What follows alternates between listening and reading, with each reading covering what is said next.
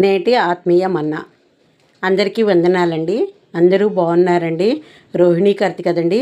జాగ్రత్తగా ఉండండి. అవసరం అయితేనే బయటకు వెళ్ళండి, లేకుంటే సాధ్యమైనంత వరకు పగటి వేళ బయటకు వెళ్లకుండా ఉండేటట్లుగా చూసుకోండి. వాక్యం చూసుకుందామండి. సంఖ్యాకాండము 21వ అధ్యాయము 4వ వచనము నుండి 9వ వచనం వరకు.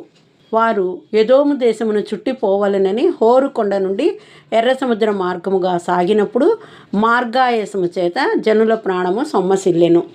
కాగా ప్రజలు దేవునికిని మోషేకును విరోధముగా మాట్లాడి, ఈ అరణ్యములో చచ్చుటకు ఐగుప్తులో నుండి మీరు మమ్మల్ని ఎందుకు రప్పించితిరి? ఇక్కడ ఆహారము లేదు, నీళ్లు లేవు, చవిసారములు లేని ఈ అన్నము మాకు అసహ్యమైనదనిరి. అందుకు యెహోవా ప్రజలలోనికి తాపకరములైన సర్పములను పంపెను. అవి ప్రజలను కరువగా ఇజ్రాయేలీలలో అనేకులు చనిపోయిరి. కాబట్టి ప్రజలు మోషే యొద్దకు వచ్చి, మేము యెహోవాకును నీకును విరోధముగా మాట్లాడి పాపము చేసితిమి. యెహోవా మా మధ్య నుండి ఈ సర్పములను తొలగించినట్లు ఆయనను వేడుకొనుమనిరి. మోషే ప్రజల కొరకు ప్రార్థన చేయగా, యెహోవా నీవు తాపకరమైన సర్పము వంటి ప్రతిమను చేయించి స్తంభం మీద పెట్టుము. అప్పుడు కరవబడిన ప్రతివాడును దాని వైపు చూచి బ్రతుకునని మోషేకు సెలవిచ్చెను. కాబట్టి మోషే ఇత్తడి సర్పం ఒకటి చేయించి స్తంభం మీద దానిని పెట్టెను. అప్పుడు సర్పపు కాటు తినిన ప్రతివాడు ఆ ఇత్తడి సర్పమును నిదానించి చూచినందున బ్రతికెను. చూసాం కదండి ఏ విధంగా ఇజ్రాయేలీలు సనుక్కున్నారో గొనుక్కున్నారో. అప్పుడు దేవుడు వారి మధ్యకు సర్పములను పంపించటను, ఆ సర్పపు కాటు చేత వారు మరణిస్తూ ఉండగా తిరిగి వారు మళ్ళా మోషే దగ్గరికి వచ్చి వారి కొరకు ప్రార్థన చేయమని వేడుకోవటం. అదేవిధంగా మోషే ప్రార్థించినప్పుడు దేవుడు ఏ విధంగా చేయటాన్ని బట్టి వారు మరణించకుండా బ్రతికడి వారిగా ఉంటారు అనే విషయం గురించి కూడా ఇక్కడ స్పష్టంగా తెలియజేయబడటం జరిగింది కదండి.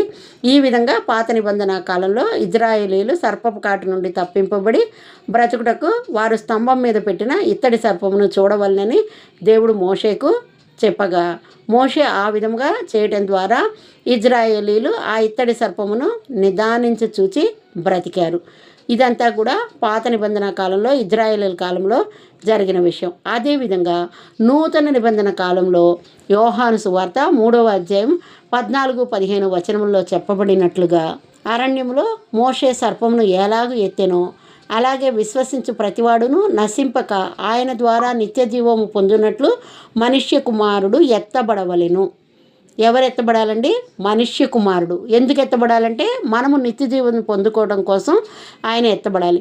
అంటే ఇక్కడ ఏంటి అని అంటే ఆయన సిలువ వేయబడాలి. ఆయన మ్రానుపై సిలువ వేయబడుట ద్వారా విశ్వసించు జనులు నిత్య జీవం పొందుకోగలుగుతారు. ఆయన సిలువ దర్శనము ద్వారా ఆత్మలు రక్షింపబడతాయి. అంతేకాక పాప క్షమాపణ కూడా కలుగుతుంది.